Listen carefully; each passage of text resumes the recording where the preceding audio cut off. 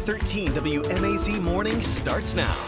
It is quite the cold start to the morning, but don't let that fool you. We have a very nice warming trend on the way as we go through this week. I'll have the details coming up. The deputy sought cover at that point, called out on the radio. Started as a deputy serving an eviction notice took an unexpected turn in Houston County, what the sheriff's office says happened. And you could be one step closer to dropping a requirement for carrying a gun in Georgia, what the state Senate just passed and where the bill heads now. The light that sits at Highway 96 in Button Drive is driving one Houston County man crazy. I'm going to tell you what changes he wants to see and what GDOT says they can do. That story coming up at 6:47. Well, good Tuesday morning. You're taking a live look over a beautiful downtown Macon. I want you to stop with me and take a live look over this beautiful downtown Macon. The time is now 6:31 on this March the 1st, and I mean it when I say it. This Tuesday morning, Central Georgia is looking good on you. I'm Juan Reese. And I'm Caitlin Heck. It absolutely certainly is. I mean, what a way to kick off March, Courtney. That's right. Feel good. And yes, it does. It's beautiful out there. Technically, this is meteorological spring, so the kickoff to that looking really, really nice. Of course, the official start to spring, like when the earth actually tilts and does its thing. That's March 20th. But nonetheless, a beautiful morning out there. A nice looking sunrise. You can see these nice cirrus clouds, the wispy looking ones, actually made of ice crystals, which is super cool. Yeah, there's your little science lesson for the day. Makes the sky and the sunrise just look that much more beautiful. 37 right now in the city of Macon. Area wide, we're generally in the mid to upper 30s. A few of us, though, in the low 40s. We're at 42 in Butler, 41 in Montezuma, 39 in Warner Robins, 39 in Gordon and in Forsyth, and 36 in Eastman. Several degrees cooler than this time yesterday, so you're definitely going to need to have a slightly thicker jacket this morning. We are upwards of, it looks like, 16 degrees cooler. These numbers, though, through the day are going to flip. They'll go into the positive. We will be slightly warmer this afternoon, and we'll see lots of sunshine, low 70s today, and we're only going to get warmer both when it comes to our overnight lows and our afternoon highs through this week. I'll have those details in a few minutes. Thank you, Courtney. The GBI now investigating after a standoff that turned deadly in Houston County. It happened yesterday at the Oakview Apartments on Elberta Road in Warner Robins. Captain Jon Holland with the Houston County Sheriff's Office says it started when a deputy went to serve an eviction notice there. He says the deputy heard a gunshot and took cover and called in backup, reporting that a person was barricaded inside. More law enforcement arrived and surrounded the apartment. Then they heard another gunshot inside the unit. When deputies entered, they found a man dead. As of now, the shooting has not been confirmed as a suicide. However, both shots were contained within the apartment, I will say that. Holland says deputies never opened fire. Authorities have not released the man's name as they work to notify the family. This marks the third standoff that ended with a person dead within the past week here in Central Georgia, with the last two in Perry and Bibb County. This morning, we have an update on the Bibb County standoff that ended with a Florida man dead. It's one of three stories we're following for you right now at 6:33. 9 Bibb County deputies are on administrative leave as the investigation into the deadly shooting on I-75 continues. The sheriff's office confirmed that it's protocol to put the deputies on administrative leave anytime there is a use of force investigation. They say this has not impacted response times, and there is a plan in place if there are staffing shortages. Well, the search continues this morning for two men police think may be connected to break-ins in Gordon. Officers believe they broke into a home, a church, and then tried to break into another church. Chief Mike Hall says thieves stole guns from a home and damaged a window at Gordon Baptist Church. He says they also tried to break into Shiloh First Baptist Church, but were not successful. Gordon police are offering a $500 reward for information. So if you know anything, you can call the department at 478-628-2323. Again, 478-628-2323. We now know more about what led up to a weekend crash at a Central Georgia racetrack. It happened Saturday night at Cochran Motor Speedway. Track owner Chris Martin says as crews prepared the track for an open practice, a car ran off the track and into the pit area after hitting a retaining wall. He says 7 people got hurt, 5 were treated and released from hospitals. As of yesterday, 2 were still in the hospital. Martin says they are expected to be okay. The Georgia State Fire Marshal's office continues to investigate the accident. Now to your headlines from across the state. A bill centered around constitutional carry in Georgia now goes to the House. This comes after the state Senate passed it on yesterday. The bill would get rid of the need for a license to carry a handgun in public. That would result in the elimination of a current background check requirement. Democrats say the measure would fuel gun deaths and propose an amendment that would expand background check requirements, but the Senate defeated it. Republican Governor Brian Kemp backs the bill, saying Georgians should have their constitutional rights protected and be able to protect themselves alongside a spike in violent crime. Educators and other workers in Georgia may be closer to seeing more money in their wallets. This comes as a Senate committee passed a revised budget yesterday for the year ending June the 30th. The measure includes $5,000 pay boost for university and state agency employees, $2,000 bonuses to teachers, and $1,000 bonuses to other K-12 workers. And now moves to the full Senate for more debate.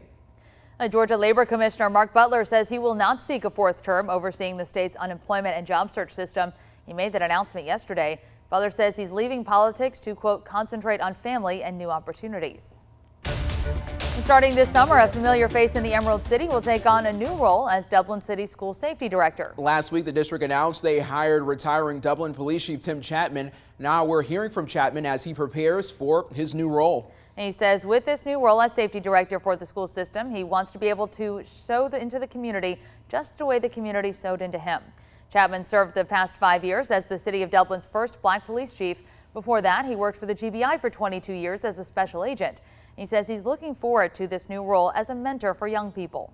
When I hear that analogy that it takes a village to raise a child, absolutely. And so the teachers, the faculty here, everybody plays a part.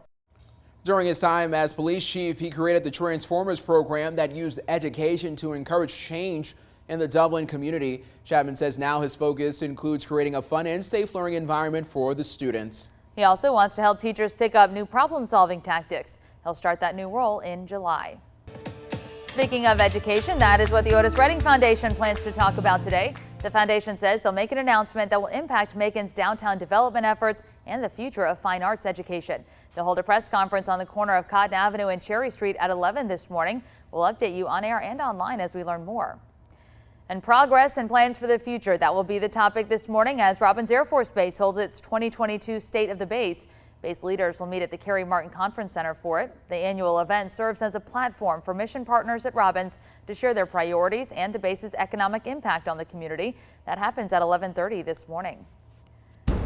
All right, the time is now 6:37. If this is any indication of how March is going to treat us, I am A-okay with that. Yes, I was actually looking at the monthly outlook that the Climate Prediction Center sends out for the month, and they think that the month of March is going to be warm and dry. So I'm okay with that. Wanya's yelling in the background. I think everybody is okay with that. yeah, especially because all the festivals that are going to start happening. Of course, you have the Cherry Blossom Festival and then all of the Forsythia and the Dogwood. Now, I don't know if those are necessarily in March. I can't remember the exact dates. But either way, spring, the warmer months. Now, I know that all of you with your beautiful gardens are probably wanting to try and get those going.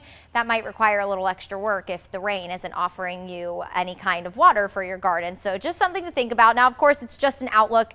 It can change, but right now it is looking like warm and dry is the word for March. Now, we were just on average yesterday. 67 is where we topped out, and that is the average high temperature. We started the morning just slightly warmer than where we should be, but notice the record 85, and that is where we are going to be headed as we head into the weekend. In fact, we do have the potential to break a record on the 7-day forecast, so I'll let you know when that could be coming up here in just a couple of minutes. Right now, we are just going to marvel at the beautiful sunrise here in the city of Dublin. Just a glowing start to the day. Really a wonderful way to kick off a Tuesday, because let's be real, Tuesdays can be a little hard sometimes. Mondays, at least you have a little bit of an adrenaline rush to get the week going. Tuesdays, I feel like usually just come to a complete halt, and at least we have a beautiful morning out there. And the cold will definitely help wake you up this morning. You might walk out the door and be like, whoa, hold on, what happened? It was pretty mild yesterday. Yeah, it's funny how quickly the weather changes here in Georgia, doesn't it? 37 right now in the city of Dublin, this colder air. Thanks in part to the fact that we do have clearer skies this morning. That's evident in our sunrise yesterday morning. Remember, we had that thick blanket of cloud cover over us, and without that, it allowed temperatures to drop quickly behind our cold front that, of course, ushered in this colder air. 37 in Macon, 39 in Warner Robins and in Gordon. We're at 39 in Forsyth, 41 in Montezuma and in Roberta, 37 down in Rochelle, and 37 in McRae. Cold morning no matter where you're waking up with us, upper 30s, low 40s. As we go through the day today, temperatures will warm very quickly though. Notice by 10 o'clock we'll be in the mid 50s. Lunchtime, it'll be a great day to go out, maybe take your lunch outside, go to the park today. For anyone who wants to take their kids out to play today, it's going to be a beautiful day to do anything outdoors. And then as we head into the early afternoon, temperatures today are going to top out in the low 70s. So we'll end up just above average for the day today. And we will continue our warming trend and we'll continue to stay dry.